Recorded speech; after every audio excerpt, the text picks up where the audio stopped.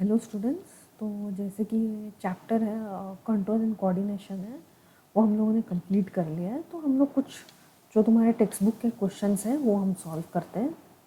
तो ये page number 119 का 19 से शुरू करते हैं हम। तो यहाँ पे फर्स्ट क्वेश्चन है page number 119। What is the difference between a reflex action and walking. अब ये दोनों में डिफरेंस क्या है रिफ्लेक्स एक्शन एंड वॉकिंग के बीच में। तो reflex action is a sudden unconscious involuntary. Reflex action है वो एक इनवॉलेंटरी रिस्पॉन्स होता है, मतलब बॉडी जो है वो इमीडिएटली रिस्पॉन्ड करेगा। और ये जो है कैरी आउट किससे होता है, ये स्पाइनल कॉर्ड के थ्रू कैरी आउट होता है। ठीक है, is a involuntary responsible to something in the environment, while walking is conscious action. मतलब ये हमारे मर्जी से हम चलते हैं। हम लोग को अगर उस तरह उस डायरेक्शन में जाना है तो इट्स आवर विल, हमारे विल से हम जाते हैं। हमको जिधर से जाना है हम जा सकते हैं। तो उस वक्त हम क्या कर होते हैं, हम कॉन्शियस होते हैं उस एक्शन के वक्त। और इसे क्या बोलते हैं हम, वॉलंटरी। ठीक है, तो ये it's a voluntary action which is controlled by human brain, whereas reflex action is controlled by spinal cord. What happens at the synapse between two neurons? अभी हम लोगों ने साइनैप्स तो पढ़ा था। साइनैप्स क्या है, मतलब एक न्यूरॉन का जो एंड है, मतलब एक्सॉन टर्मिनल, और दूसरे ही जो उसको स्लाइटली मतलब अटैच्ड है with a gap in between, जो होता है dendrites of the next neuron. तो वो जो बीच में जो गैप होता है उसे बोलते हैं हम साइनैप्स। तो साइनैप्स में होता क्या है, the information acquired at the end of the dendrites, okay, जो information acquired at the end of the dendrites sets off a chemical reaction that creates electrical impulse that travels from dendrites to the cell body, sorry, this is a cell body, and along the axon head. Then electrical impulse release some of the chemical at the axon, at the end of the axon, which crosses the gap and start electrical impulse in the next neuron. मतलब अगर वापस इधर देखने गए तो देखिए ये एक न्यूरॉन है, ठीक है, और ये है इसका टर्मिनल्स, मतलब एक्सॉन का ये टर्मिनल है, और ये दूसरा न्यूरॉन है यहाँ पे। ठीक है, दूसरा न्यूरॉन। तो देखिए ये क्या है, ये axon terminal of first neuron, और ये क्या है यहाँ पे डेंड्राइट्स, ये होते हैं dendrites, dendrites of the next neuron.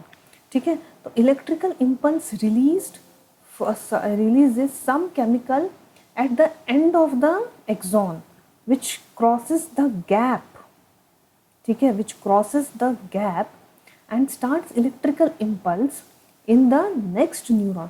मतलब देखिए यहाँ से जो है केमिकल सिग्नल पास होगा, ठीक है, यहाँ पे जैसे जैसे यहाँ आएगा तो इलेक्ट्रिकल सिग्नल, पर जब ये वो गैप पास करता है तो ये कन्वर्ट होता है यहाँ पे केमिकल सिग्नल में। ठीक है, और जैसे ही वो इधर आएगा यहाँ पे इलेक्ट्रिकल सिग्नल। ओके, तो ये वो साइनैप्स के बीच में ये होता है, और वो वहाँ पे सर्टन केमिकल्स रिलीज होता है, उसे क्या बोलते हैं हम, neurotransmitters. Okay, so synapse finally allows delivery of such impulse from neurons to other cell. Okay, which part of the brain maintains posture and equilibrium of the body? ये तो simple answer है, सेरिबलम जो है hind brain का part.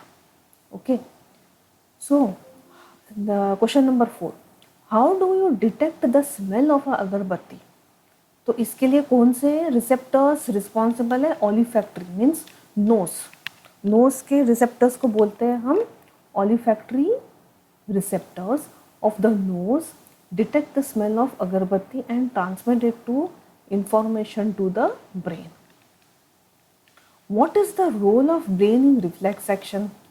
देखिए इसमें फिलहाल brain का तो कोई ये नहीं है, ब्रेन जो है इधर काम नहीं करता है, लेकिन ये जो है एक तरह का मेमोरी उसमें फीड हो जाता है।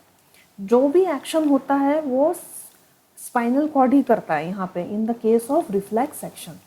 सो reflex action is generally controlled by spinal cord. However, information of the stimuli also goes to the brain to aware it and knowledge in the brain memory.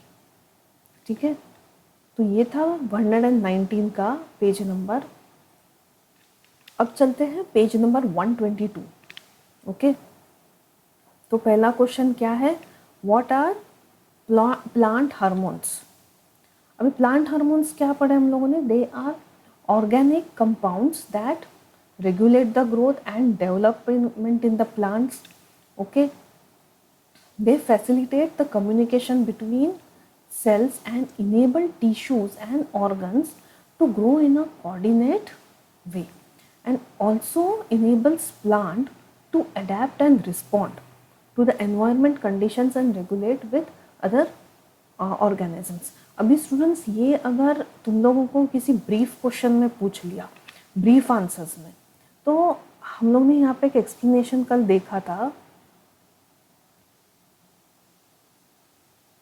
देखिए प्लांट हार्मोन्स मैंने यहाँ पे भी लिखा है, देखिए ये भी करेक्ट है आंसर, और अभी जो मैंने आंसर लिखा है वो भी करेक्ट है। लेकिन अगर ब्रीफ में पूछ लिया तो देखिए ये यहाँ से कुछ पॉइंट्स और यहाँ से जो आंसर मैंने दिया है अभी ये वाला, ये अगर तुम थोड़ा पॉइंट्स जोड़ोगे तो ब्रीफ आंसर बराबर हो जाएगा।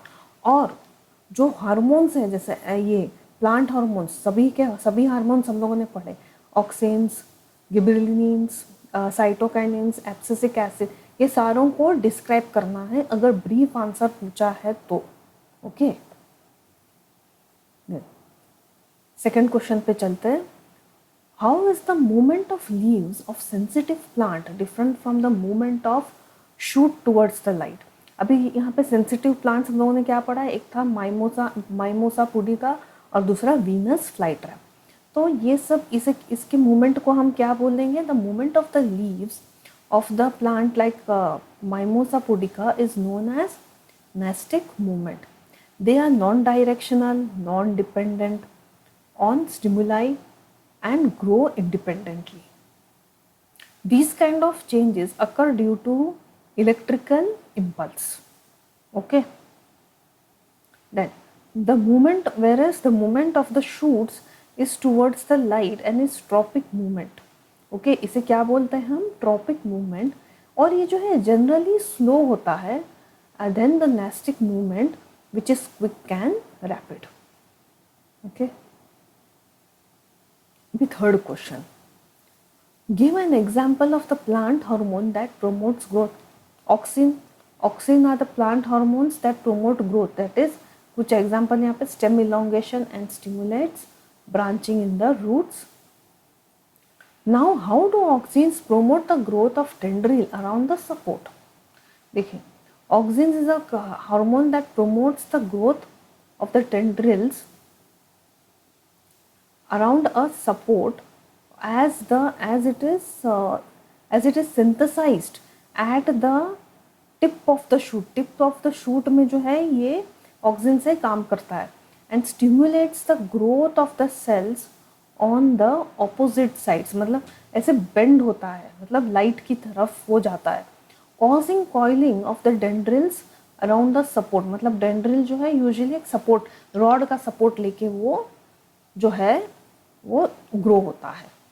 ठीक है, तो ये ऑक्सिन्स हार्मोन है, ये इस दौरान भी जो ये growth of the plant promote करता है यहाँ पे। ओके, अभी ये एक एक्सपेरिमेंट है, design an experiment to demonstrate hydrotropism. Hydrotropism मतलब क्या, जैसे कि टूवर्ड्स द वाटर, जैसे कि रूट का ग्रोथ होता है towards the water, that is towards the gravity. Okay, hydro नहीं वो तो जियोट्रॉफिज्म है, नहीं ये हाइड्रो हाइड्रोट्रॉफिज्म है, मीन्स वाटर की तरफ होता है। Okay, hydrotropism is response towards the water. तो अभी डेमोन्स्ट्रेट करते हैं, देखिए। Placing a germinating seeds in a moist soil. Okay, ये फुल एक मॉइस्ट सॉइल है और मानो ये बीकर ए में तुम लोगों ने ले लिया। Place germinating seeds in moist soil and half dry soil in beaker B, और इसे ग्रो होने दो। तो ऑब्जर्वेशन क्या होगा in beaker A, the root जो है वो स्ट्रेट ग्रोथ होता है as there is a moist soil equally around, equally distributed है मॉइस्ट सॉइल। वेर इज इसमें सेकंड बीकर में क्या देखोगे, the beaker in beaker B the root grows towards the side of the moisture soil. ठीक है, moisture soil की तरफ वो ज़्यादा खींचा चला जाएगा। Okay, so this experiment shows that plant roots have tendency to grow towards the water source. Okay, this is called as hydrotrophism. Okay, अभी चलते हैं question number page number 125। Now इसका फर्स्ट क्वेश्चन है, how do chemicals chemical coordination takes place in animals. So chemical coordination कैसे होता है animals में, तो हम लोग ये किससे होगा, it is carried out by endocrine system. Endocrine system क्या रिलीज करता है, hormones. Then nerve impulse reach only the limited tissues of the body, limited areas में ही जाएगा ये, बट ये जो केमिकल सिग्नल्स है ये बॉडी को प्रिपेयर करता है for wide range of activities, और ये जाता है ब्लड स्ट्रीम में, और डायरेक्टली ब्लड स्ट्रीम में जाके ये पूरे बॉडी को सप्लाई होता है। Then they travel in the blood stream to tissue organs and play an important role in growth, development, metabolism and reproduction. Second question, why it is use of iodized salt advisable। क्यों हम लोगों ने iodised salt ज़्यादा मतलब लेना चाहिए, हम लोगों ने कंज्यूम करना चाहिए, क्योंकि थायराइड में जो है, थायराइड प्रोड्यूस क्या करता है, थायरॉक्सिन हार्मोन, और thyroxine is involve in the metabolism of carbohydrates, proteins and fats and helps to balance the amount required for the optimum growth. Iodine is very important for thyroid gland to enable to produce thyroxine. ठीक है, when there is a deficiency or decrease in the amount of iodine in our diet, we may face goiter, मतलब जैसे hyperthyroidism और hypothyroidism. Okay, from अगर बराबर consistency में नहीं मिला तो हम लोगों को इससे क्या होगा, we can suffer from goitre, that is swelling of neck. thus iodized salt is advisable। अभी यहाँ पे question, third question, how does our body respond when adrenal is secreted into the blood. अभी देखिए, ये एड्रेनल कहाँ से secret होगा, kidney से, सुप्रारेनल सुप्रा जो किडनी के ऊपर इसका लोकेशन होता है ये ग्लैंड का। Okay, then adrenaline is released by adrenal glands which are also known as suprarenal gland on the into the blood when the body is in a stressful situation।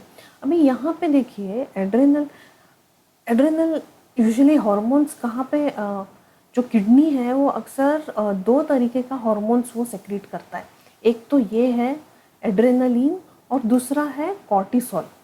अभी adrenaline कहाँ पे अक्सर release होता है, जैसे कि specially हमको जिस चीज़ का फोबिया है, जैसे कि काफ़ी लोगों को स्टेज फियर होता है, या तुम किधर इंटरव्यू देने जा रहे हो तो वहाँ तुम लोगों को एक डर सा होता है कि मतलब कैसे होगा, तो उस वक्त देखो कि तुम लोगों के हार्ट बीट ब्रीदिंग थोड़ा जो है वो रेट जो है फास्ट हो जाता है।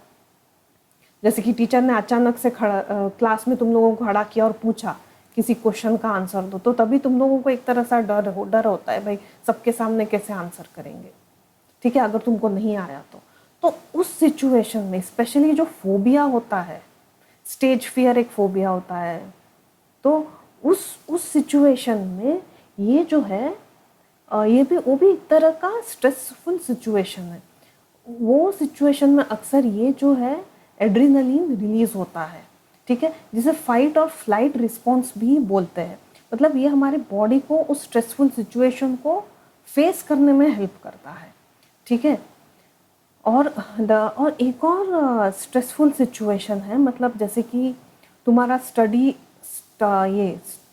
स्ट्रेसफुल होना, ठीक है, जैसे कि तुम एग्ज़ाम की तैयारी कर रहे हो तो उसमें भी तुम्हें स्ट्रेस होता है, जॉब स्ट्रेस होता है, तो उस दौरान जो है उस सिचुएशन में वो स्ट्रेस अलग है, ठीक है। तो वहाँ पे जो है ये अक्सर कॉर्टिसोल वहाँ पे रिलीज होता है to help your body to face this kind of situation, stressful situation. Okay, ये पॉइंट में शायद एक्सप्लेन करना भूल गई थी वहाँ पे जब हम लोगों ने एंडोक्राइन सिस्टम का टॉपिक पढ़ा था। Then the following process are carried out when adrenaline is released.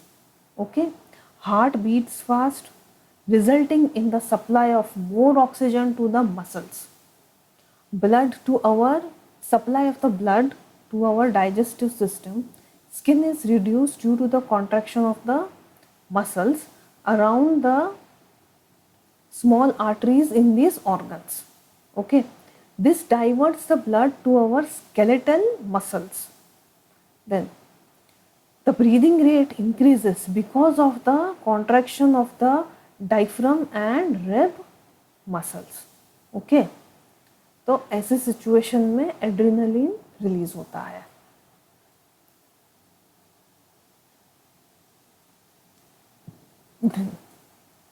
अभी चलते हैं, ये लास्ट क्वेश्चन है जो कि 4th question. Why are some patient of diabetes treated by giving injections of insulin. देखिए, इंसुलिन पैंक्रियास से प्रोड्यूस होता है, पर क्यों? To reduce the blood sugar level, जो कि ये बीटा सेल्स रिलीज होता है, अल्फा बीटा सेल्स रिलीज होता है। ओके, तो जिसमें अल्फा सेल्स हैं वो ग्लूकागॉन रिलीज करेगा, that is rise in the sugar, where is ये जो इंसुलिन है ये रिड्यूस करता है। It is responsible for regulating the blood sugar level if the blood sugar level rises. Pancreatic cells respond by producing more insulin. If it is not secreted properly, the blood sugar level increases, causing harm. This condition is called as diabetes. So to help such patients, insulin injections are given. Okay? तो ये था कुछ questions हम लोगों ने, तुम्हारे जो textual question ही है वो हम लोगों ने सॉल्व किया आज।